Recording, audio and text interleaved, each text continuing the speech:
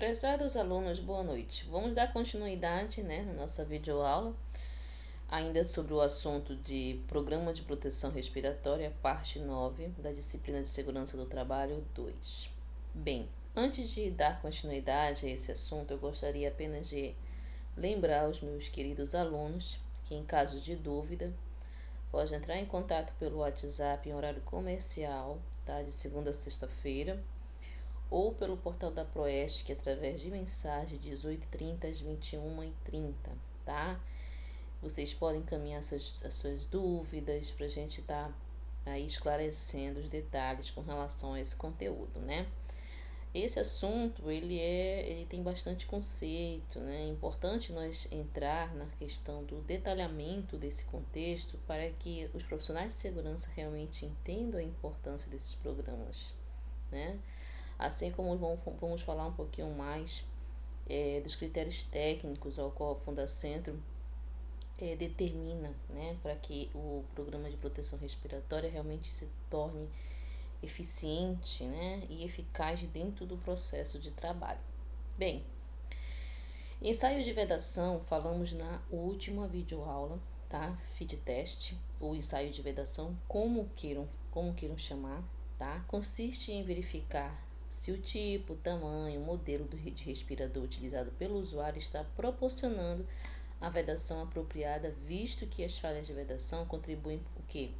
Significativamente para reduzir o fator de proteção atribuído ao respirador. É muito importante o ensaio de vedação, né? Por que o ensaio de vedação é importante? O teste de vedação é vital para garantir que seus funcionários estejam usando, né, o respirador adequado ao seu formato e tamanho de rosto e que estão sendo orientados sobre a forma correta de uso, pois pesquisas revelam que muitos usuários de respiradores estão usando de forma incorreta. Bem, meus queridos, isso acontece muitas das vezes porque a empresa ela faz o treinamento, né? Nós sabemos que existe a obrigatoriedade de fazer o treinamento quanto ao uso do EPI e o respirador não é diferente. Porém, é necessário que esses treinamentos sejam novamente aplicados, sejam realizadas palestras, né?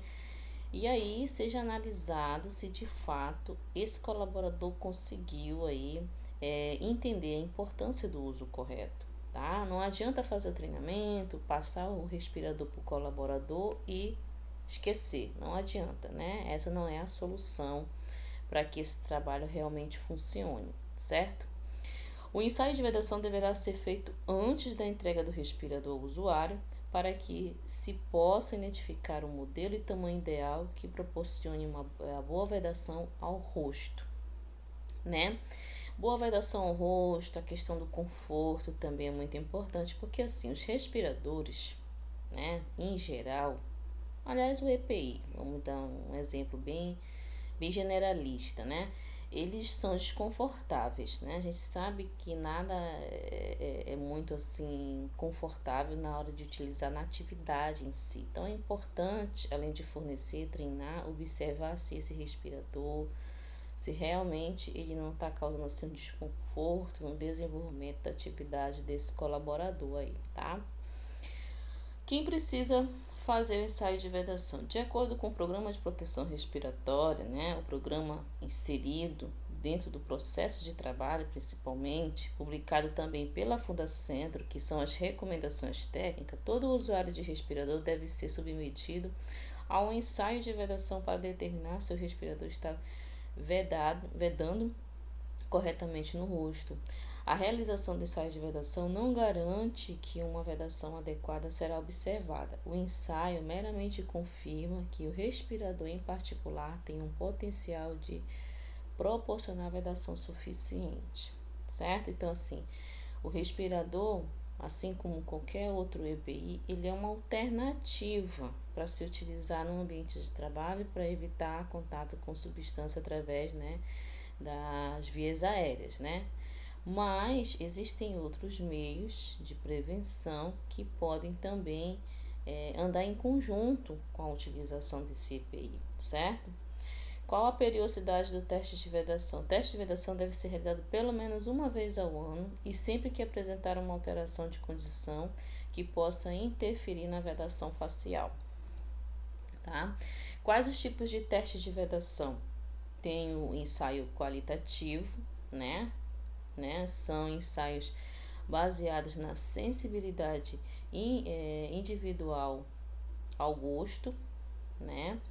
Sabor ou irritabilidade. Os agentes recomendados para a realização do teste são aqueles que utilizam vapor de acetato, né, de isoamila, que é o óleo de banana, névoa sacarina, névoa de benzoato de denatonium, né, que é o Bindrex, ou fumos irritantes, tá? Então, normalmente, esses são os compostos utilizados aqui, conforme a fonte, né, 3M do Brasil, para que esses ensaios de vedação aconteçam, tá? Esses são utilizados aí, mas podem ter outros, tá? Ensaio quantitativo. Quantitativos são realizados com auxílio de equipamento, porte-conte, né? Que gera uma medida numérica referente à vedação, proporcionada pelo respirador. Um fator de ajuste é calculado através da relação entre a concentração das partículas dentro e fora do respirador, indicando quão bem este respirador se ajuste à face de cada usuário. O resultado do ensaio de vedação deve ser usado, entre outros parâmetros, na seleção do tipo, modelo, tamanho do respirador para cada usuário, tá? Aí vem a questão da exigência legal, né, para a realização do ensaio. Tem uma instrução normativa número 11 do 4 de 94 do Ministério do Trabalho. Ela leva em conta os artigos 166, 67 da CLT, NR6, que é o Equipamento de Proteção Individual. É importante essas informações porque, assim, quando se trata de ensaio de vedação, uma vez que é realizada pelo fabricante, isso não impede que a empresa também faça os seus testes, desde que ela, lembra que eu comentei, desde que ela possua o kit de teste de ensaio de vedação, tá? SESMIT da empresa. O SESMIT, se houver, né, no caso isso é uma recomendação do próprio fabricante, ou quem selecionou o EPR, né, Equipamento de Proteção Respiratória, informar o coordenador do PCMSO, tá, quais os setores e funções em que será obrigatório o uso do EPR, qual o tipo de respirador e quanto tempo ele terá de ser usado na jornada de trabalho, quais as condições ambientais destes ambientes, tipo, pressão parcial de oxigênio, temperatura, umidade relativa do ar e a necessidade do uso de outros EPIs. Então, assim, quando se fala de responsabilidade, o SESMIT está envolvido nesse contexto. Isso é uma recomendação do próprio fabricante, tá? Leva em consideração 5 pontos importantes dentro dessas responsabilidades. Primeiro, avaliação médica dos trabalhadores, candidato a usuários de EPR, né, de equipamento de proteção respiratória, realização de ensaio de vedação, em que exista a opção de vários respiradores para um teste completo, tá? Terceiro, realização de treinamento aos usuários de proteção respiratória, mostrando inclusive as limitações do respirador. Eles precisam, além de conhecer equipamento, conhecer quais são as limitações, principalmente se ele estiver numa atividade Y e no final, sei lá, no período da tarde ele vai executar uma atividade em outro setor, em outra área, né, atividade X, num setor diferente, que ele vai precisar trocar esse respirador por um outro tipo de respirador. Isso é um exemplo, tá? Fornecimento do EPR aos usuários, tá? Liberação do trabalhador para as áreas de trabalho. Então, esses itens que eu coloquei aqui, esses 5 pontos, né, estão relacionados à questão dos respiradores, ao qual o SESMIT é que é o responsável direto, né? Isso é uma recomendação do próprio fabricante com relação a esse controle, né? A esses ensaios, ao cuidado na hora tipo assim, do fornecimento, né? Da seleção. Esses 5 pontos estão todos correlacionados a essas informações. Então, é muito importante que a empresa tenha sempre em mente que a responsabilidade direta, claro, serão dos senhores técnicos de segurança, né? O SESMIT vai estar intermediando tudo isso aí. Como colocar adequadamente um respirador? A gente já falou sobre isso em outras videoaulas, é claro, aulas presenciais. Mas aqui eu coloquei as figurinhas só para ilustrar, né? Observem que na primeira figura, né? Aqui vamos dizer que seja o funcionário, está colocando a máscara, né? O respirador. Logo em seguida, depois que ele fizer todo o encaixe, ele vai verificar se realmente está bem fixa, né? Essa parte da frente aqui do respirador. Na terceira figura, observe que nesses respiradores aqui, ele tem aqui os elásticos, né? Que fixa na cabeça, né? Que na parte de trás da cabeça também, próximo da orelha. Na outra figura, esse modelo de respirador já é possível fazer um ajuste lateral. Isso vai depender muito de cada fabricante. Aqui, observa que ele está assim numa situação em que será se o respirador realmente está funcionando ou ele ainda está sentindo realmente o odor, né, o cheiro dessa substância. Será se a vedação foi completa, né? Então, assim, aí tem que colocar as mãos aqui nessa parte do, do filtro, né, para verificar se realmente ele não está inalando esse cheiro aqui. Então, assim, esse aqui, na realidade, é uma forma de fazer o uso desse respirador. É claro que tudo isso aqui vocês vão passar no treinamento para o colaborador, mas assim, essas figurinhas é só para mostrar basicamente um passo a passo, assim, de como ele tem que colocar, os modelos que podem ser ajustáveis, os modelos que não são ajustáveis. Nesse caso aqui de cima, ele não é ajustável, tá? Mas assim, você observa que nesse modelo aqui de cima, ele tem aqui na parte superior aqui do encaixe, é possível moldar, né? Acima do nariz, assim, colocar bem direitinho para encaixar e evitar que ele fique inalando ali, né? Absorvendo toda aquela poeira, vamos dizer assim. Esses aqui já são aqueles que possuem filtros, né?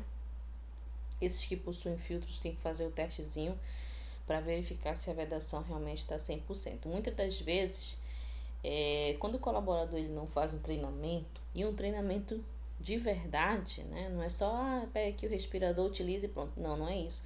Tem que fazer realmente um treinamento completo com esse funcionário. Ele precisa entender que para colocar esses respiradores existe todo um passo a passo, existe um cuidado, né? Ele precisa ter essa preocupação, porque uma vez que ele coloca de forma incorreta, ele vai, a vedação ela será realmente prejudicada. E aí ele vai estar inalando ali todo aquele agente químico, certo? Uma outra coisa que eu gostaria de estar comentando com vocês nessa videoaula que eu achei interessante e resolvi colocar aqui para a gente conversar é sobre o Programa de Proteção Respiratória e a FISPIC, né? O que acontece? A FISPIC ela é a ficha de segurança de produtos químicos, né? Essa ficha, eu não coloquei o modelo aqui, mas eu vou explicar para vocês, ela é um formulário, para quem não conhece. Ela é um formulário, né, que muitas das vezes quando você vai comprar um produto, thinner, né, algum material químico assim que você vai utilizar na pintura, revestimentos, acabamentos, principalmente a construção civil que trabalha muito com essa parte do PCMAT, né, obra, manutenção, reforma, essas coisas todas.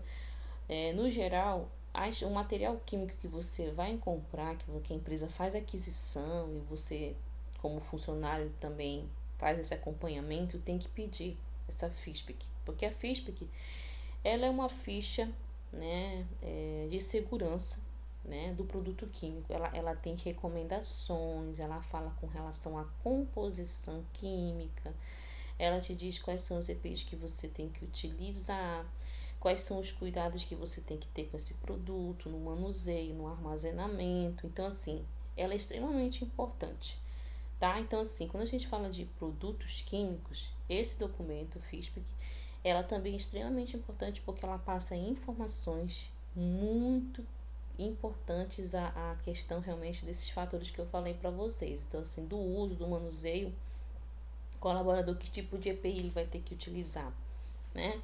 Nem toda substância química ele vai haver necessidade de utilizar um respirador, vamos imaginar, com filtro, entendeu? Então tem que analisar, tem que pegar a FISPIC, verificar o que o fabricante do produto químico recomenda, certo? Quais são os cuidados em caso de contato com os olhos, contato com as mãos, contato com, sei lá, com o corpo. Então, tudo isso a FISP que ela passa. Então, ela também é um formulário, né? Vamos dizer que seja um formulário de informações técnicas passadas, né? Redigidas ali, passadas pelo próprio fabricante do produto. Nós temos que ter, vocês profissionais de segurança têm que ter esse contato com esse tipo desse formulário, esse documento, tá? Uma vez que você passa esse produto, a empresa na realidade repassa ao colaborador para fazer uso desse produto e manusear, ele precisa conhecer esses agentes, até porque essas substâncias normalmente elas têm outras composições, entendeu? Então é uma coisa industrializada, então ela passa tem que ter um pouco mais de cuidado realmente, né? Porque não é no geral ela não é um produto in natura, então ela vem com vários outros compostos químicos em geral ali que pode estar causando danos à saúde, né? No acidente em qualquer ela pode causar queimadura, né? E outras coisas mais, tá bom? Então, basicamente, era o que eu queria acrescentar para vocês, era isso, né? Assim, eu espero que vocês tenham entendido, tenha ficado claro as informações com relação à questão do programa de proteção respiratória. Vamos estar falando sobre esse assunto nas próximas videoaulas, tá? Ainda tem bastante, assim, coisas pra gente discutir nas videoaulas, apesar de que eu não vou, assim, trabalhar com contexto geral, porque é muita coisa. Eu estou selecionando o material para trabalhar com vocês, né, dentro da ementa, né, para acompanhando a ementa e também de forma que vocês consigam aí tá entendendo, absorvendo esse assunto, certo? Bem, de antemão, quero agradecer a atenção de todos, um forte abraço e até mais, tá?